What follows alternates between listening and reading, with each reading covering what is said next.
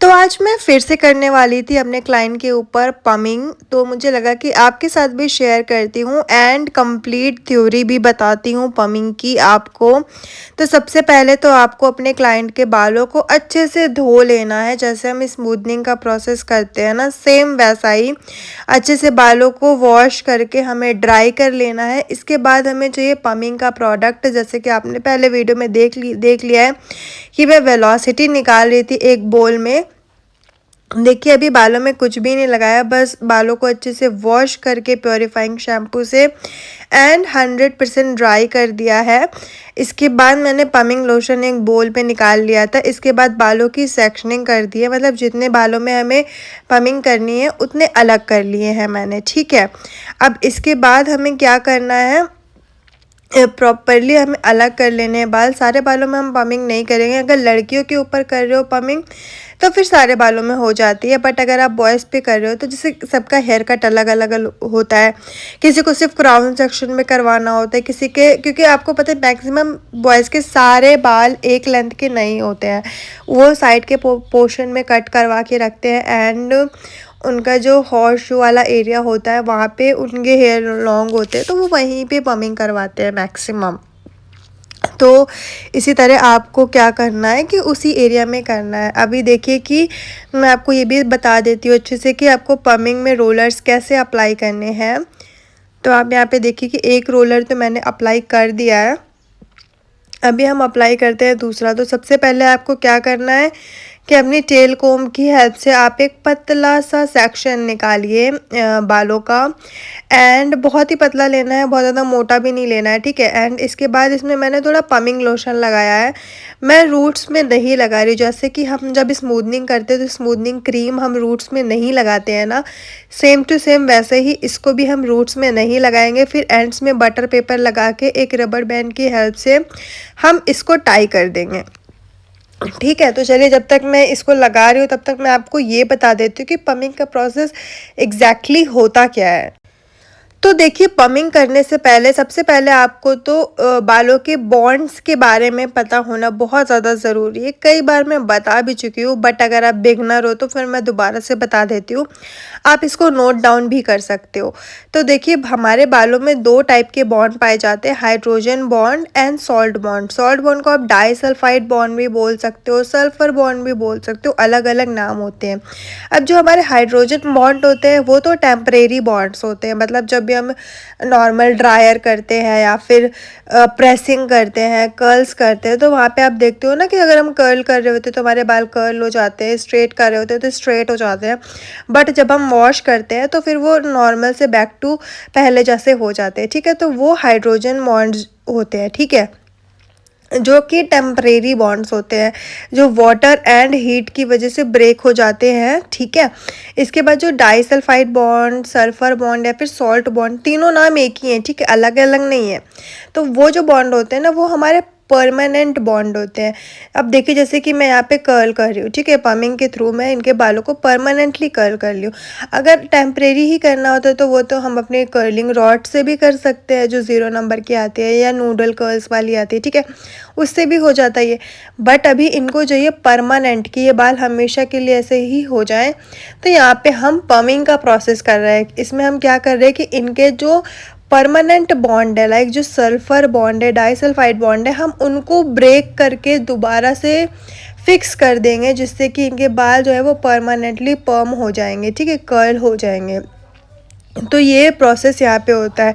Same process smoothening में भी होता है कि हम हमारे बालों के जो परमानेंट बॉन्ड होते हैं, डाइसल्फाइड बॉन्ड होते हैं, उनको ब्रेक करके उनको दोबारा से एक न्यू फॉर्मेशन में हम फिक्स कर देते हैं, ठीक है। फॉर एग्जांपल जैसे इनका बाल स्ट्रेट है, अभी कर्ली कर रही हो तो फिर ये परमानेंटली कर्ल हो जाएंगे, ठीक है। तो अभी इनका जो नेचुरल बाल था वो स्ट्रेट था, बट हमारा जो प्रोसेस है उसमें हमने बालों के बॉन्ड्स को ब्रेक किया एंड अगेन कर्ल के रूप में लाके हमने उसको फिक्स कर दिया, ठीक है। अब देखिए, जब भी हम कोई भी प्रोडक्ट यूज़ करते हैं ना, तो उसके बारे में हमें प्रॉपर नॉलेज होनी बहुत ज़्यादा इम्पॉर्टेंट है। तो चलिए थोड़ी सी नॉलेज मैं आपको आज इस वीडियो में दे देती हूँ। तो जैसे कि हम जो पमिंग लोशन यूज़ करते हैं ना, उसमें कुछ इंग्रेडिएंट्स होते हैं जिसकी वजह से हमारे बालों का बॉन्ड जो है वो परमानेंटली ब्रेक होता है। तो पमिंग लोशन में पाया जाता है अमोनियम थायोग्लाइकोलेट या फिर ग्लिसरिल मोनोथायोग्लाइकोलेट, ठीक है। ये इंग्रेडिएंट होते हैं हमारे पमिंग लोशन में, एंड यही सेम इंग्रेडिएंट हमारे उसमें भी पाया जाता है, स्मूथनिंग क्रीम में भी पाया जाता है, जिसकी वजह से हमारे बालों का बॉन्ड जो है वो ब्रेक होता है, ठीक है। तो यहाँ पे देखिए, पीछे का तो मैंने डन कर लिया है, अभी फ्रंट का भी मैं डन करती हूँ। यहाँ पे देखिए, बॉयज़ के बालों में पमिंग करना थोड़ा इजी हो जाता है क्योंकि हमें बहुत ज़्यादा लेंथ पे अप्लाई नहीं करना होता है, एंड गर्ल्स में थोड़ी सी प्रॉब्लम होती, प्रॉब्लम तो वैसे नहीं होती, पर थोड़ा मेहनत ज़्यादा लगता है स्मूथनिंग के मुकाबले। तो यहाँ पे मैं बहुत ही आसानी से, जब स्टार्टिंग में आप करोगे ना तो 1-2 रोलर लगाने में आपको प्रॉब्लम होगी, बट जब आपकी प्रैक्टिस हो जाएंगी ना तो आप बस 10 सेकंड में रोलर लगा दोगे या फिर उससे भी कम टाइम में। एंड हम जो बटर पेपर यूज़ कर रहे हैं वो इसलिए कर रहे हैं ताकि रोलर लगाने में इजी हो जाए, क्योंकि बाल के ऊपर अगर आप डायरेक्ट रोलर पे रोल करने की कोशिश करोगे ना तो वो होगा नहीं, फैल जाएंगे बाल। लॉन्ग बाल है तो हो जाएगा, बट छोटे बाल ना नहीं हो पाते हैं, इसी वजह से हम बटर पेपर लगाते हैं। एंड आप जो किट खरीदते हो ना, किट में भी आपको बटर पेपर प्रॉपर सारी चीज़ें मिलती है, सीलेंट सॉल्ट वगैरह सब कुछ मिलता है, वो मैं आपको वीडियो के आगे बताऊंगी। सबसे पहले तो हम इनके बालों को प्रॉपरली कवर कर लेते हैं। तो अभी यहाँ तक अगर आपको वीडियो अच्छा लग रहा है ना, तो प्लीज़ चैनल को सब्सक्राइब कर लीजिए, क्योंकि आपका सपोर्ट रहता है तभी तो वीडियो बनाने में भी मज़ा आता है ना। एंड अगर आप लोग सब्सक्राइब ही नहीं करोगे चैनल को तो मुझे मोटिवेशन कैसे मिलेगा नए नए वीडियोस बनाने के लिए। एंड आप लोगों ने बोला कि पमिंग का प्रॉपर वीडियो दिखाओ, इसलिए मैंने ये वीडियो शूट किया है। इंस्टाग्राम पर भी आप मुझे कनेक्ट कर सकते हो, ब्यूटी पार्लर वाली दीदी मेरे इंस्टाग्राम चैनल का नाम है।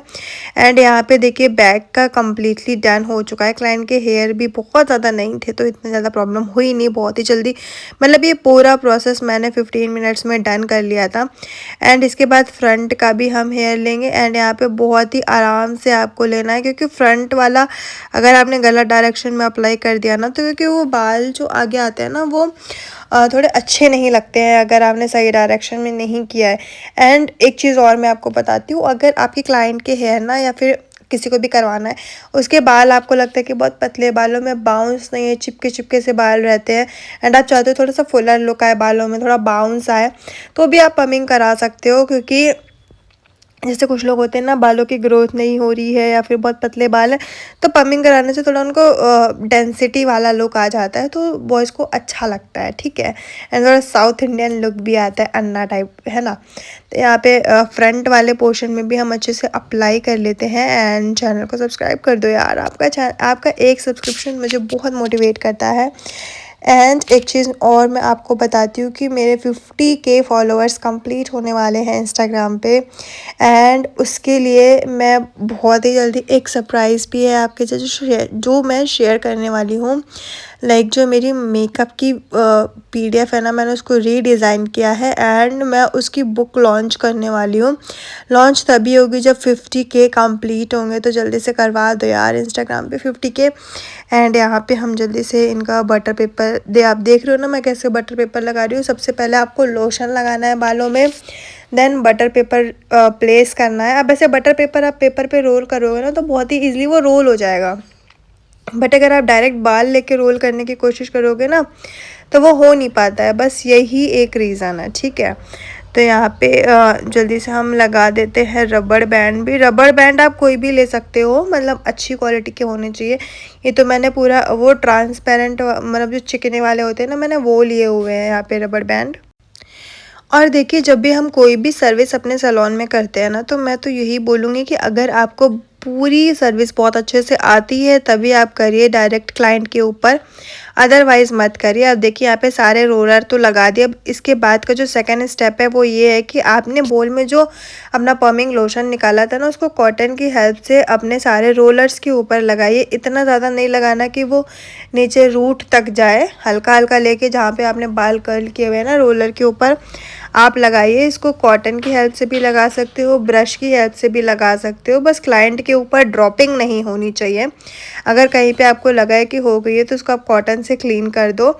एंड यहाँ पे आप देख सकते हो कि मैं लगा रही हूँ एंड बार बार लगा रही हूँ। तो अगर आपको लग रहा है 30 मिनट्स तक हम इन रोलर को रखेंगे बालों में, और अगर आपको लग रहा है कि ड्राई हो रहा है ना, तो हर 10-15 मिनट में आप इसकी रीएप्लीकेशन करो, बार बार लगाओ, ठीक है। आपको बाल ड्राई नहीं होने देना है। यहाँ पे हम अच्छे से अप्लाई कर रहे हैं। मैंने भी 4 से 5 बार तो लगा ही दिया था, क्योंकि इनके बाल ना बहुत जल्दी प्रोडक्ट को अब्सॉर्ब कर रहे थे, ठीक है।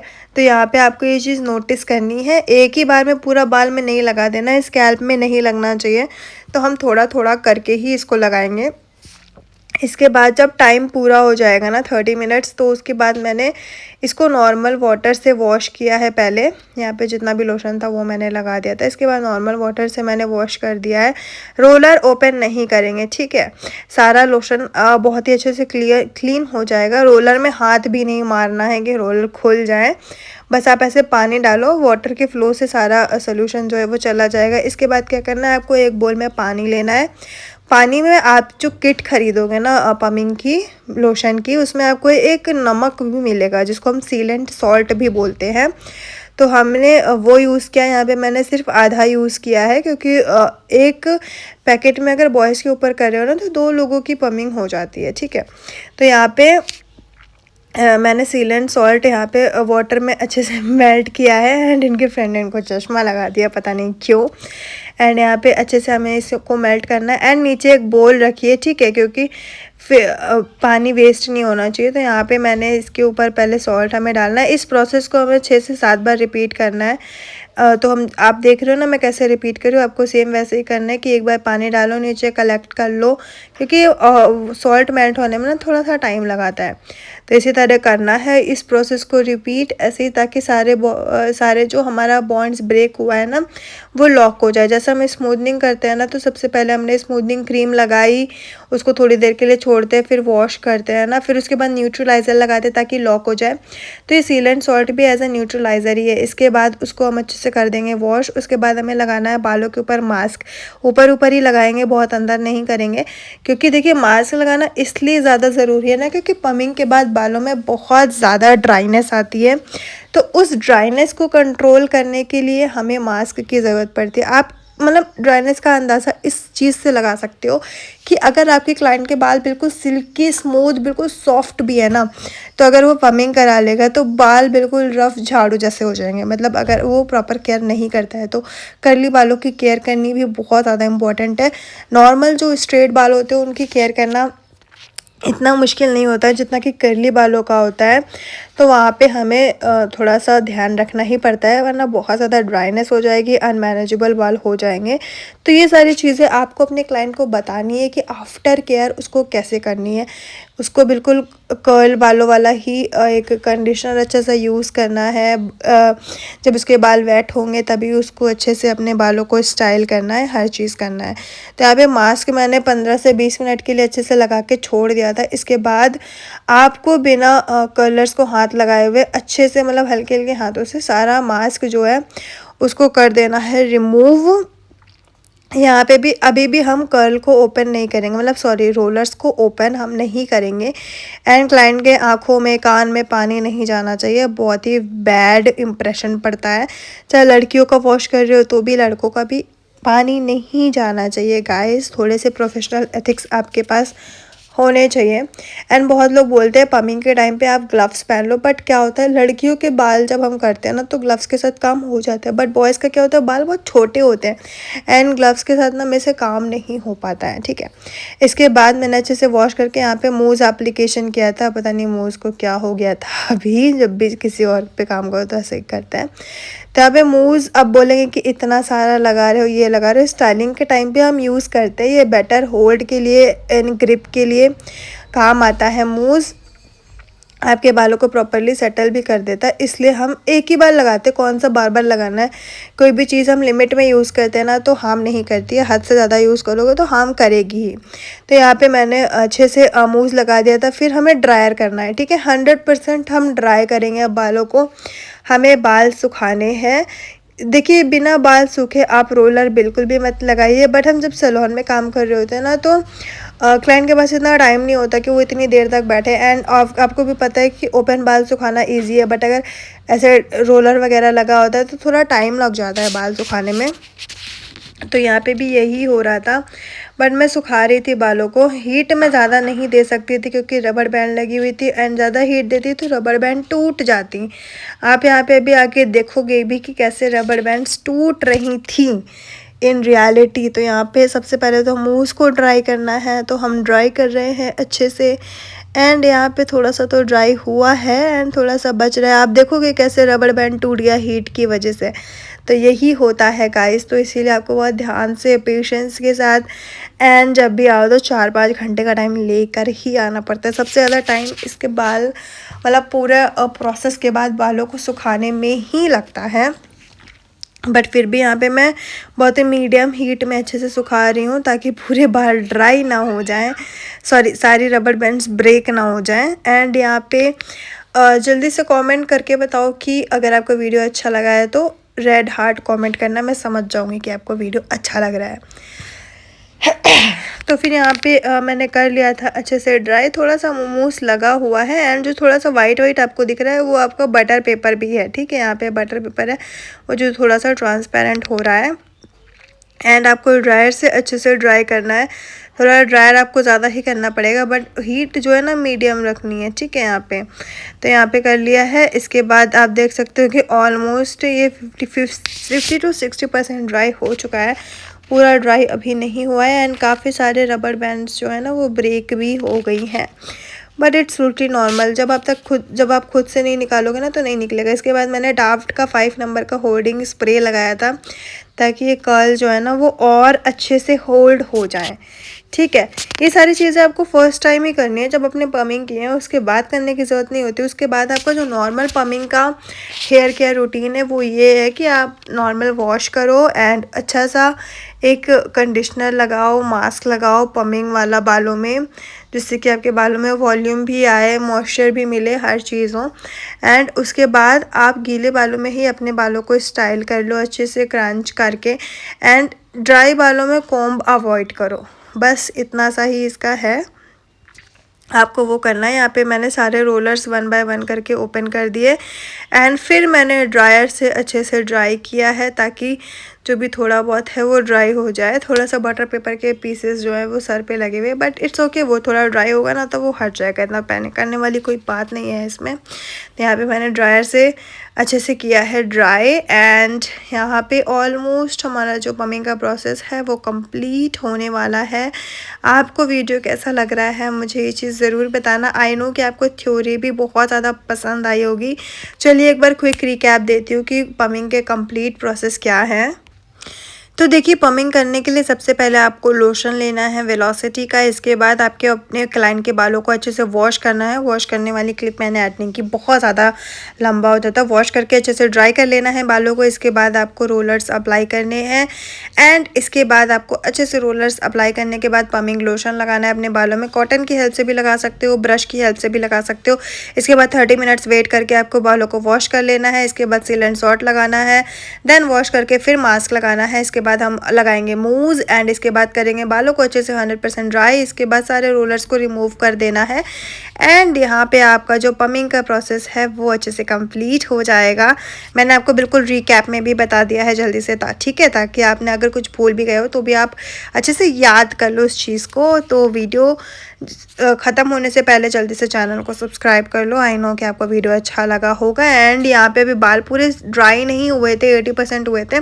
अभी जब ये बाल अच्छे से सूख जाएंगे ना तो ये और भी ज़्यादा सुंदर लगेगा। तो अगर मैं वो चीज़ कैप्चर कर पाई तो ठीक है, अदरवाइज़ क्लाइंट को भी लेट हो रहा था तो मैंने बोला कि गीले बालों में हाथ मत लगाना, थोड़े से सूख जाएंगे तो आप इसको अच्छे से अपने फिंगर्स के साथ सेट कर सकते हो। तो आई होप कि आपको ये वीडियो अच्छा लगा होगा। तो आज का वीडियो हम यहीं पे ख़त्म करते हैं एंड ये था पमिंग का कंप्लीट प्रोसेस। आई होप कि आपको अच्छा लगा होगा। राधे राधे।